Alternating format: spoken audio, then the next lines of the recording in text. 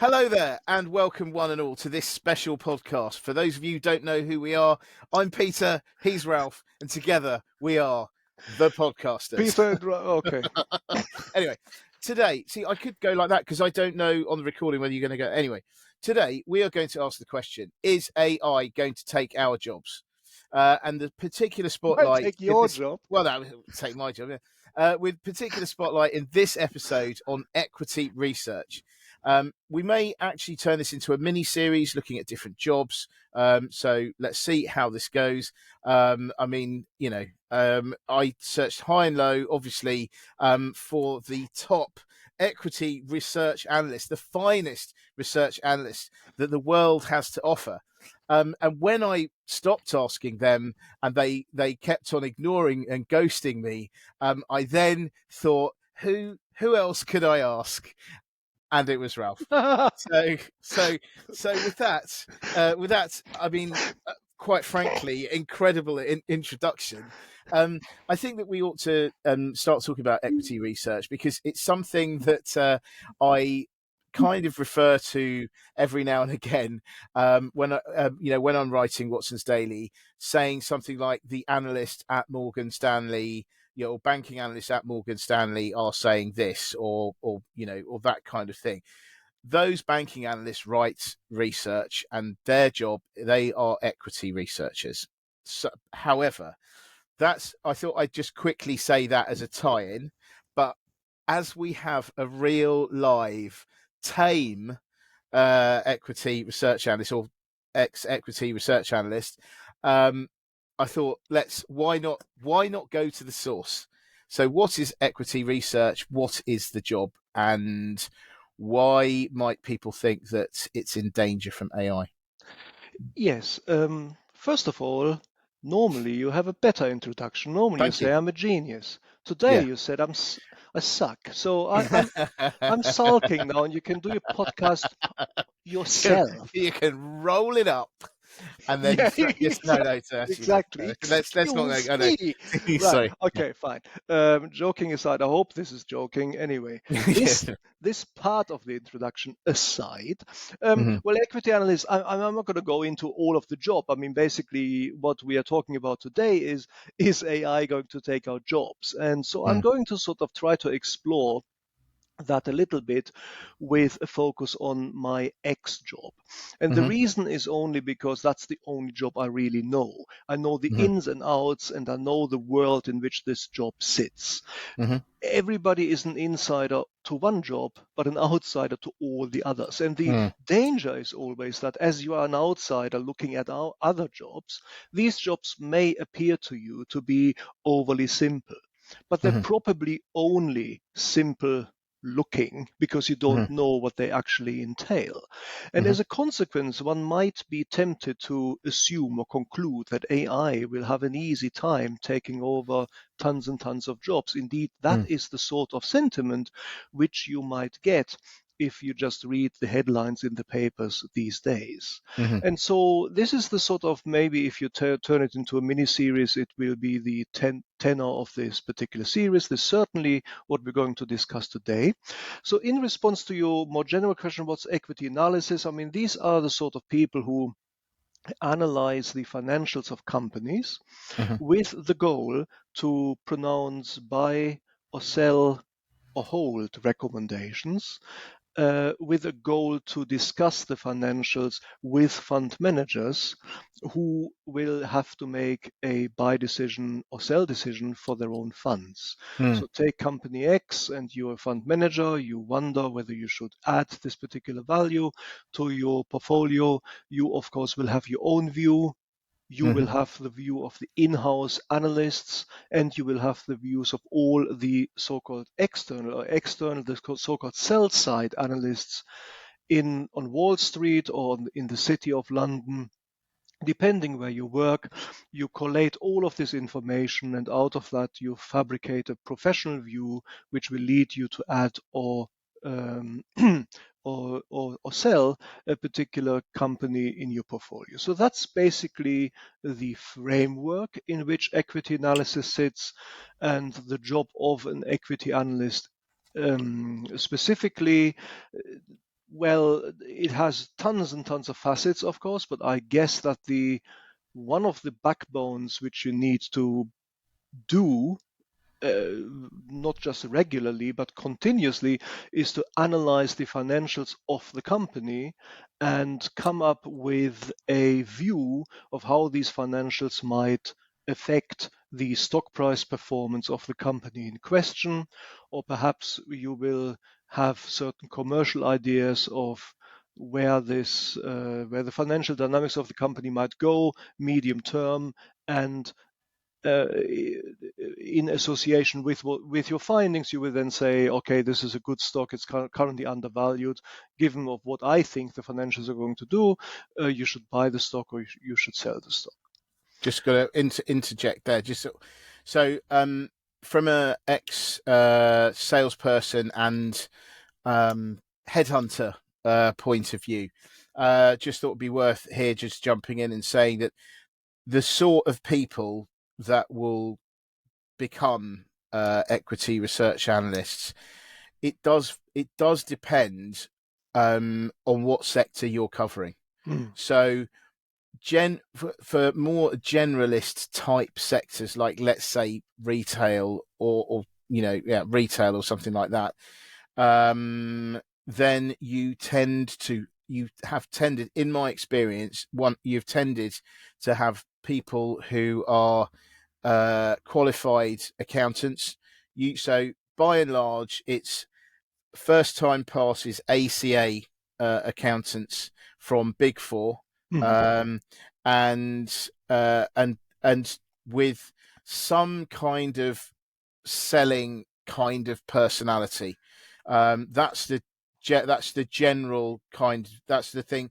Those are the sorts of people that I know that headhunters look for instance. I've also found as well, though, so I've worked at 4 different investment banks, and I've seen obviously all sorts of different people working in these places. And the other thing is they could also be from the industry.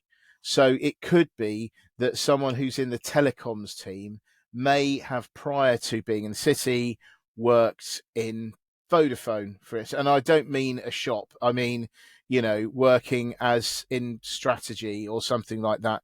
Vodafone. By the way, nothing wrong with working in a Vodafone shop. In actual fact, it's very good sales. It's very good sales training. Yeah. But for the purposes of being an analyst, then yes, you could be. So you either tend to like an industry background or accountancy background. But there are certain sectors where people tend to be very specialists. So I would suggest oil quite often, pharmaceuticals, Yes. Insurance, and probably banking. I would probably banking.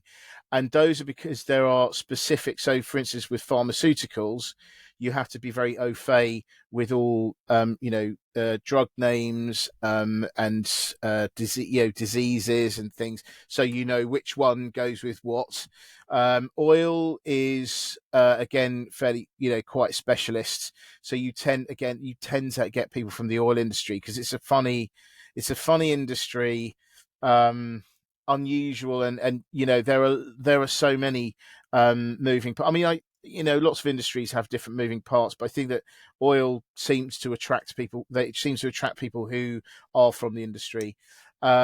Insurance, of course, yourself. I would suggest that insurance analysts are generally incredibly intelligent, good looking, popular with sorry, I'm just seeing this is I'm just reading what Ralph told me, but no, they generally tend to be either actuaries, or part qualified actuaries, because they have to be able to go into the figures even more deeply.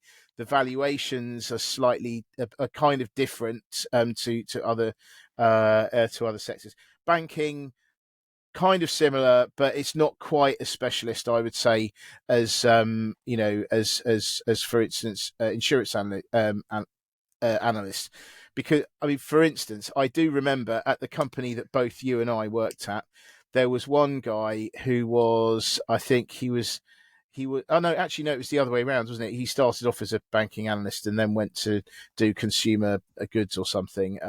But yeah, anyway, it's not as specialist. So I'd say out of all of those, the most specialist is insurance. But anyway, Well, would would you probably say that? say that's true. Yeah, I mean, I was interested what you were going to say when you're talking about insurance analysts. Mm-hmm. Salesmen normally emphasize the first syllable in the word analyst. Okay, right, yeah. Because I mean, yeah. I mean, but joking aside, I think the most technical sectors are probably pharma and insurance. Mm. And you find quite often that pharma analysts are qualified doctors, medical doctors, Yeah, or they or at might least PhDs as well. Yeah, aren't have they? Yeah, training in the medical field. yeah. And you find often that people in the insurance analyst world are either, as you said, actuaries, part qualified actuaries, or they might have a quant background in terms of Mm, mathematics or physics. mm, And this is by no means necessary. I mean, my boss, for example, was a fantastically intelligent and commercially astute insurance analyst. By his own testimony, never understood mathematics, which I don't quite believe, but that's what he said. And mm. he has a degree in history, so it's not required, but it is certainly It helps you. often the case. Mm, So that's the sort of thing which that's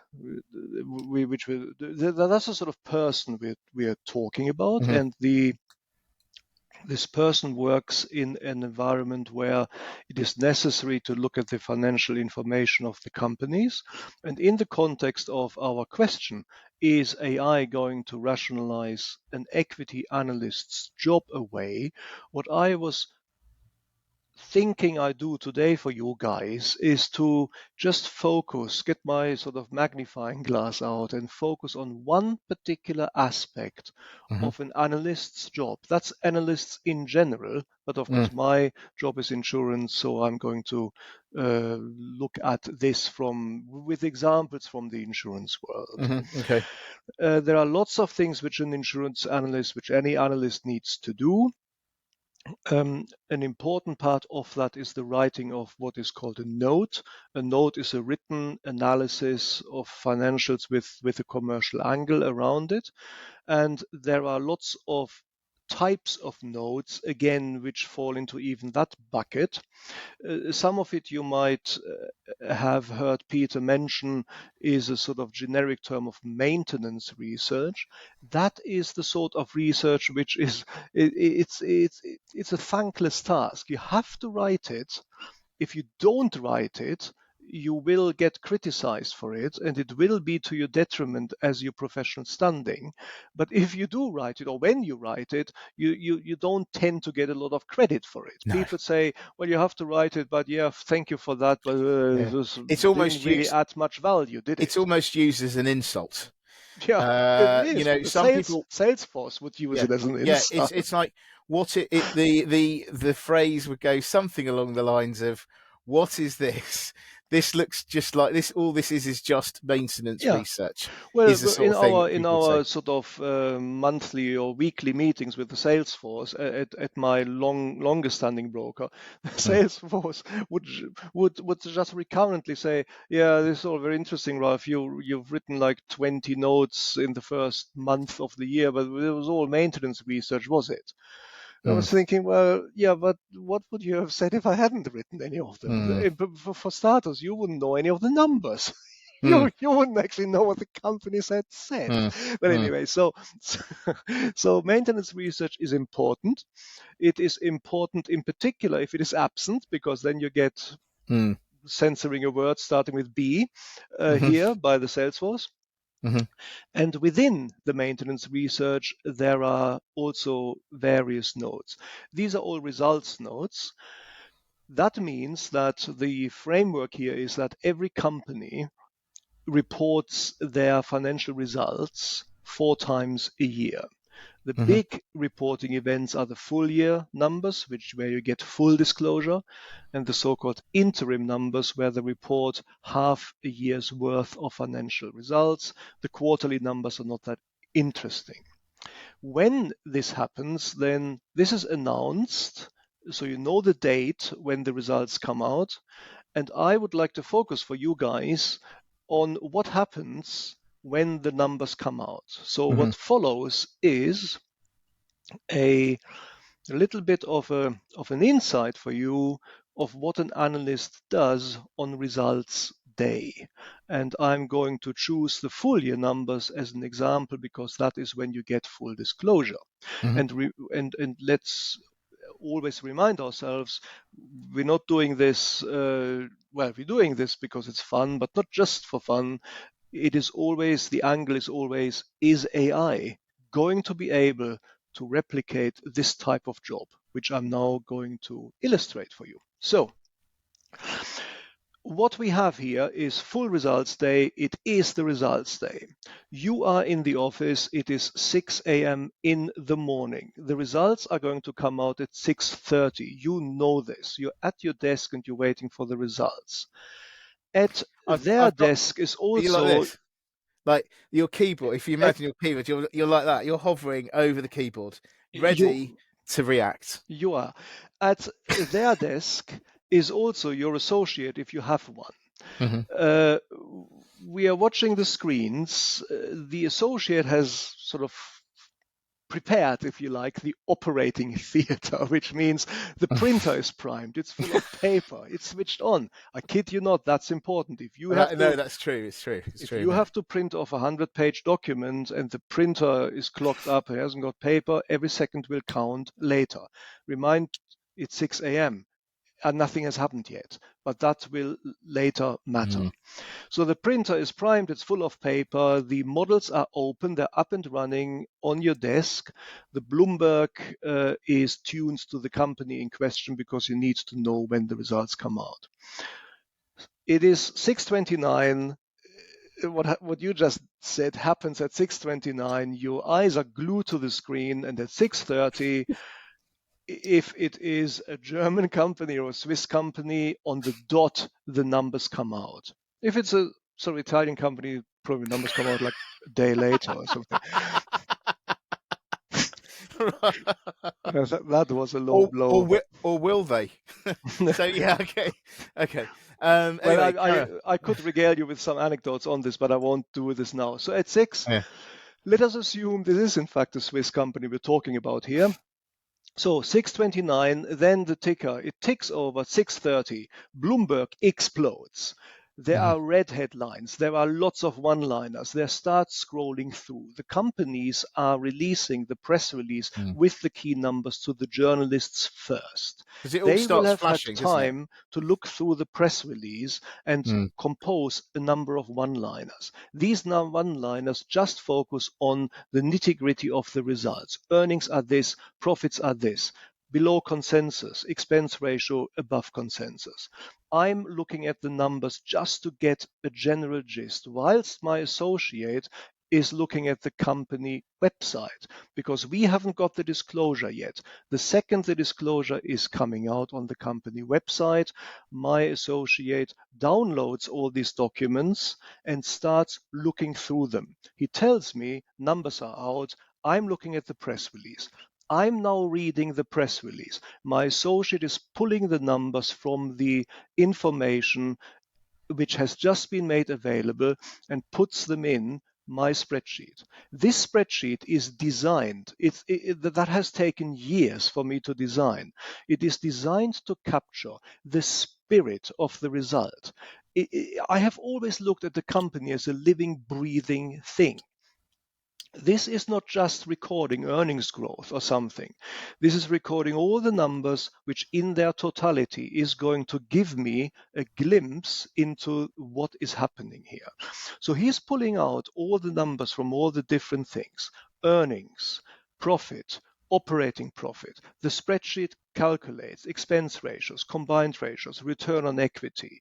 More complicated things like cash flow. This is hard to do for an insurance company. Where's the disclosure? It's on page 722 of the full year release. We know this because it's always there. This is primed. It has been developed for years. We work well together. This must work because we haven't got time to get this wrong. All the numbers are being put in. I can rely on this. I read the press release. What am I interested in the press release? The numbers, well, I've already seen them. What I want to know is what are the hidden what's behind the results? What is between the lines? Are there exceptional items? What type are these exceptional items? What turns of phrases are there? Is the word sustainable used? Is it not used? Does it mean something if it is not used? I will make a note on my pad. I will ask the company later. This is important. There is an exceptional item. What type is it? Where does it come from? I make a note. I will need to ask the company. This goes on. My associate has finished doing it. He's printing off the spreadsheet, puts it on my desk. This is the snapshot. What time is it now? What time is it now, roughly? It is 6:40, maybe. Okay. So you're doing all this in 10 minutes? Yes. So right, okay. if I do my job well, I have finished reading the press release and I have like 2 or 3 questions on my pad. In front of me is now my spreadsheet, which I designed. And I look at this and it gives me a proper percolating view into the spirit of the results. I start with a dividend. I take a look at what is the dividend. Is it below consensus? Have they raised it like they said? What's earnings growth? The spreadsheet calculates earnings growth and compares that with consensus and with my expectations. And so it trickles down. Earnings growth might be a beat on consensus. What drives the beat? I have all the segments in the spreadsheet.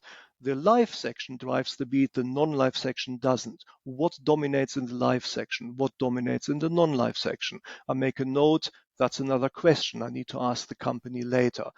As I do this, something emerges in my head, a narrative emerges, a story emerges. It's not just that I know, yes, this was above consensus, this is not above consensus. It matters, but it's not crucial. What is crucial is that I develop an insight into the spirit of these results. How do they flow? What do they mean? It's now 6:40. The phone rings. The investor relations company of the company is calling me to discuss early doors, some of the results, some of what I've seen. They call around the market. They call the more influential houses first. They call the less influential houses last. If you work at one of the premier brokers in the city, you create even more pressure for yourself because you better have an analysis ready by the time they call. They will not call you again. You have to take that opportunity. I've got my questions ready on my pad. I'm asking the questions. I'm getting an insight. It's done. Now it's 6:50. The morning meeting starts at 7:15. What do I do next? Now I need to write the note. I need to put all of what I learned, all the narrative, into a note. It has to be snappy. It has to be easy. It has to be actionable. It has to be written, edited, complianced, and distributed before the morning meeting starts. I now have 20 minutes to do that. If I don't do that, I cannot speak in the morning meeting because I'm not regulated to do so.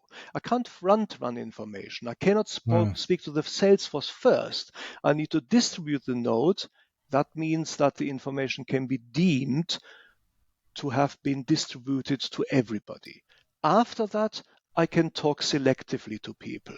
Before that happens, I can't. So there is continuous pressure. I need to actually get that done. As I said, it needs to be actionable. So I'm writing this up. I'm also writing this up in a way that I look at bull and bear points. So I'm writing the note up in terms of these points. Bull 1, bull 2. That gives me a means to send a subliminal message. If I have the stock on outperform, I will make sure that I have more bull points on that thing than bear points. Maybe I have 3 bull points and 2 bear points. That's a bit weaker than 4 bull points and 1 bear point. The sales force know that is what I'm doing. That is how I communicate subliminally to the markets. All my clients know that's how I'm doing it because I've been doing it for years. That's a way to subliminally send messages which you don't actually have to spell Mm, out. mm, So this is all done now, 7:20. The notice out, morning meeting is already in full swing. I was indicated to speak at number 3, and I use all the time I can get here. So now I can speak. I go to the Salesforce. Now another thing starts, another skill which the equity analyst has to have. I now need to brief the Salesforce.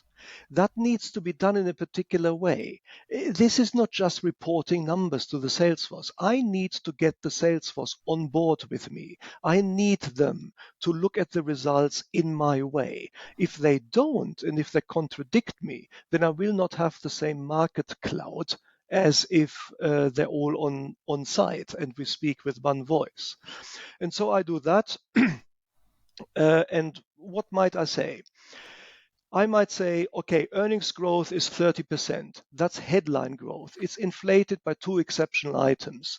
If you exclude the 2 exceptional items, headline growth was 3%. That's not particularly interesting. It's actually weak. It's below consensus. But you can only exclude one of these exceptional items. The other one is basically timing.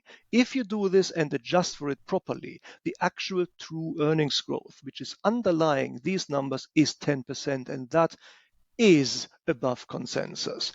It will take the market a little while to work that out because the results are messy.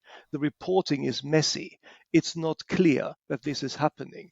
I'm calling the stock down for the overt disappointment, but it will rise mid-morning before the start of the company conference call. There is some Q&A, not much. I've done that. Back to my desk. I now have 90 minutes to call around the market and call my biggest clients to discuss the results with them. Why do I have 90 minutes? Because it is now 7:30 and the conference call starts in 90 minutes. When the conference call starts and the company talks to all the analysts, new information is coming to the market. Everything I have done now will then be old and forgotten. The shelf life of this note is 60 minutes. Most fund managers won't even have the time to look at it. That's why I call them. Mate or whatever, have you seen my note? This company, messy results, doesn't really make sense. Look at this, mind the exceptional here, blah, blah, blah, blah, blah. That's what you do. 9:30 conference call starts and a new phase of your day starts. You have been at this point in the office for 3 hours and you've peaked pretty much because mm, all of this takes a lot of dedication, mm, a lot of mental focus, but not just focus to calculate numbers. You have to be empathetic. You have to feel the numbers. You have to know what the mm, managers of the company have announced in the forefront to these numbers of what they were going to do, and then read what they actually did, compare it, and feel the numbers in this way. I've exhausted myself just basically recounting all this. So I'm going to stop here for a moment before we move to the next part of this chat when I discuss how AI might actually be able to help or rationalize this part. But so for now, just a pause. I hope I was able to draw you guys into the world of what we do as equity analysts. It's exciting, it's mm, exhausting, you're on the hook. And I might, one last point, the note has a shelf life of 60 minutes. After those 60 minutes, this note will be forgotten. It is only not forgotten if you're wrong. mm. You don't want these notes to be remembered because if they are, you're probably out the door. Mm. I mean, I have to say, I think it was really interesting the way you described that. I mean, I didn't know exactly each detail, obviously that you did there, but yeah, I mean, it's exciting. It's exciting. I mean, it's exciting. It's difficult. like you say, the focus, you have to be very focused.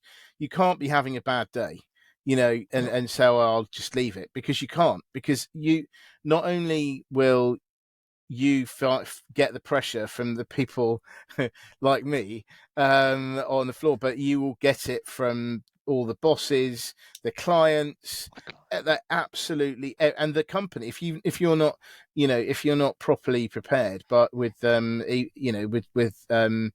investor relations from the company, it's a nightmare, and it will just drag you under. So but Yeah. I mean, that's why I think you do have to be a very resilient. I think that the best analysts, and Ralph, they have the. Sorry, you are the best. You are the best analyst I've worked with, Yeah, Danny. yeah. But I think you have to have that combination of being very sharp with the numbers, very quick to pick things up, and, like you say, empathy, Mm, feel the numbers.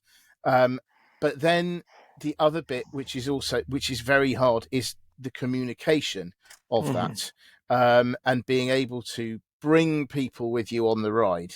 Yeah. And I think that that's really important as well. So yeah. And the communication is at least twofold. It's written verbal communication, and it's oral verbal Mm, communication. mm, Writing style is different from speaking style.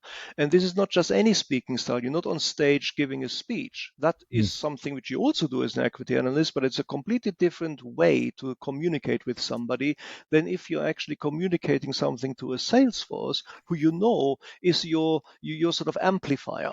mm, If I say this is a buy and the results show Y, if the sales force believes that is on board, they talk to a lot more mm, clients during that day, well, during any mm, day, than I do. mm, And so if they're on board, if they are buying your analysis, then you're on a roll. And well, if your analysis is correct and the share price actually does what you say it does, that is when you have a career as an equity analyst, if you get this done more often than you're wrong. Let's put it this way. And if you're mostly right, then you have a stellar career. mm, Um, but let's just now see whether AI would have a career. mhm, Now, let's go through some of these steps which I highlighted. It started with sitting in the office. That's the easy part, sitting on my chair, waiting for results to come out. Then my associate would download all this stuff and save it somewhere. Well, that's obviously easy. That can be automated 100%. Then my associate would pull the numbers and input them into my spreadsheet. Again, that's something which AI should be able to do. It's probably more difficult than meets the eye, but that is absolutely something which I would expect AI to be able to do and be good at.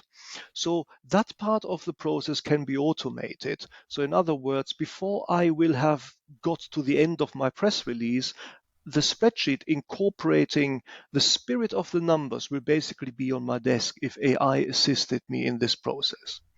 Then I still need to go through all this, because remember, a lot of this is actually a a, a, a non-mathematical part. It requires empathy. I need to understand what the company is saying, what the corporate philosophy of the company is.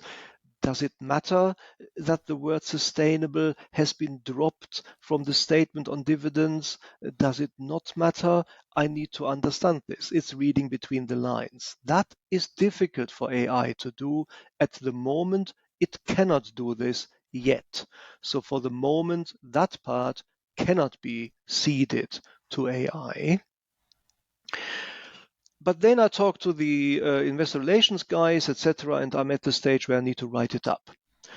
Now, the writing up, that's something where AI comes into its own again. It can assist, but it can't do it. Let's remember the sort of text which you get from ChatGPT. It's extremely good for a machine. It's good but probably pedestrian for a human being. The fact that I can't distinguish it from a human being is a triumph of machine learning and engineering.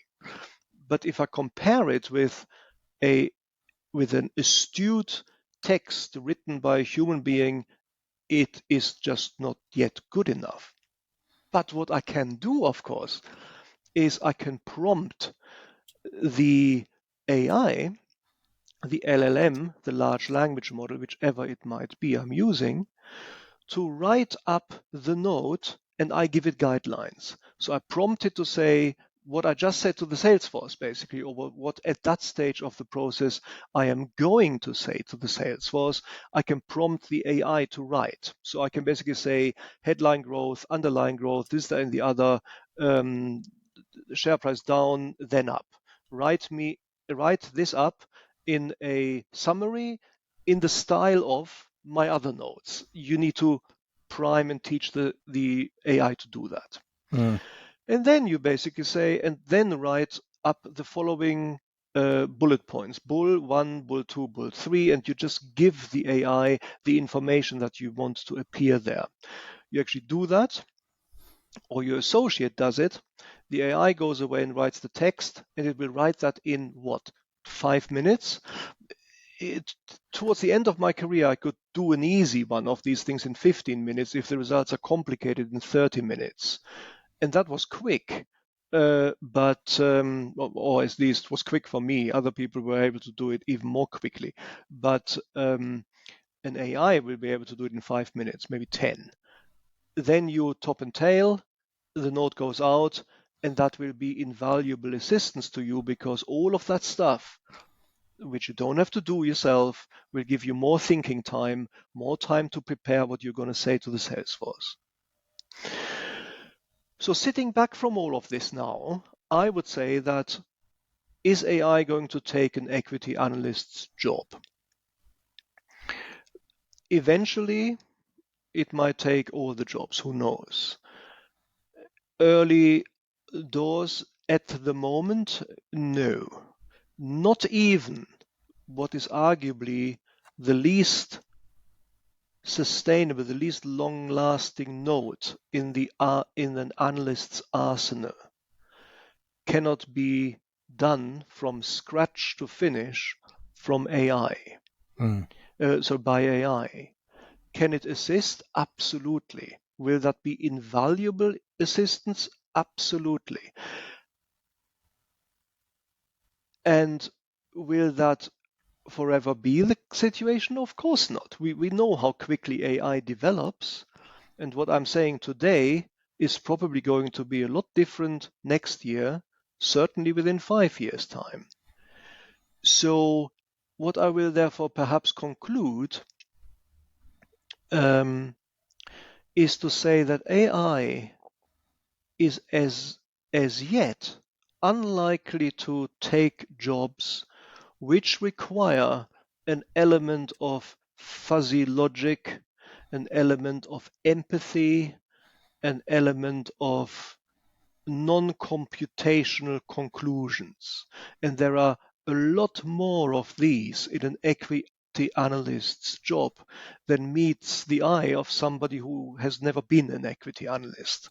In fact, the word analysis suggests that it is all numerical, and that is a super important part of it, no doubt. But the analysis goes a lot further than that into behavioral, human, psychological aspects, which an AI, in my opinion, at the moment, cannot replicate. So for now, I think we're safe if we is equity analysts, but watch this space, because it is going to be different in several years' time.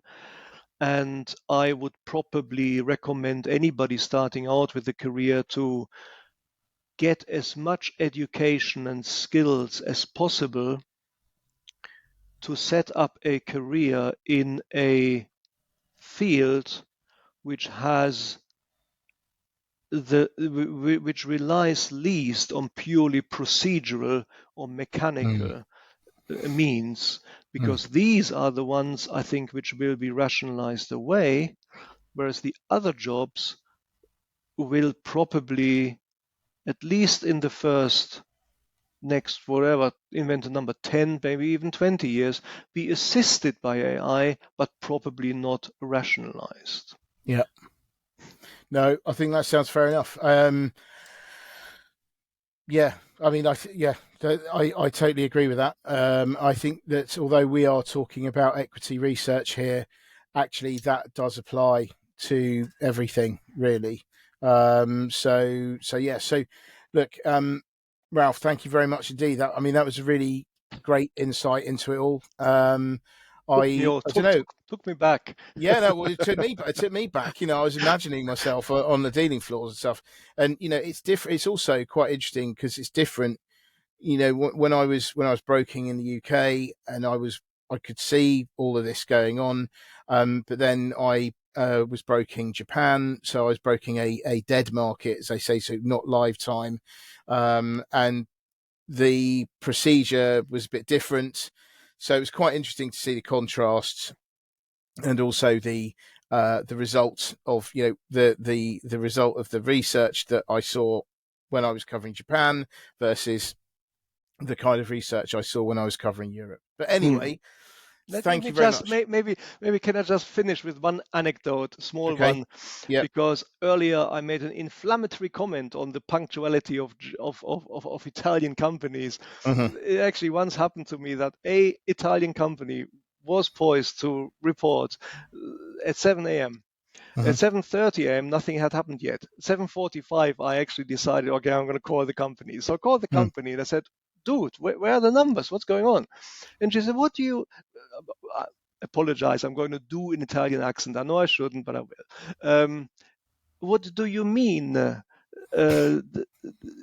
They are coming. And I said, well, you were supposed to report 45 minutes ago.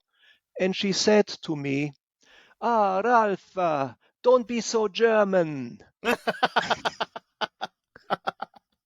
Nice. And so I thought, well, okay, fine. You probably have a point, whatever. I'm just going to go to the go and have breakfast first. Yeah. Fair Anyway, enough. all good. Good stuff. Nice, like it. So, thank you so much for that, and hope everyone found that. I hopefully you should. Anyone should have found that interesting. But anyway, thank you very much indeed. Thank We'll be you. back again. See Thank ya. you guys for listening. Bye. Thank you. Bye bye. Bye.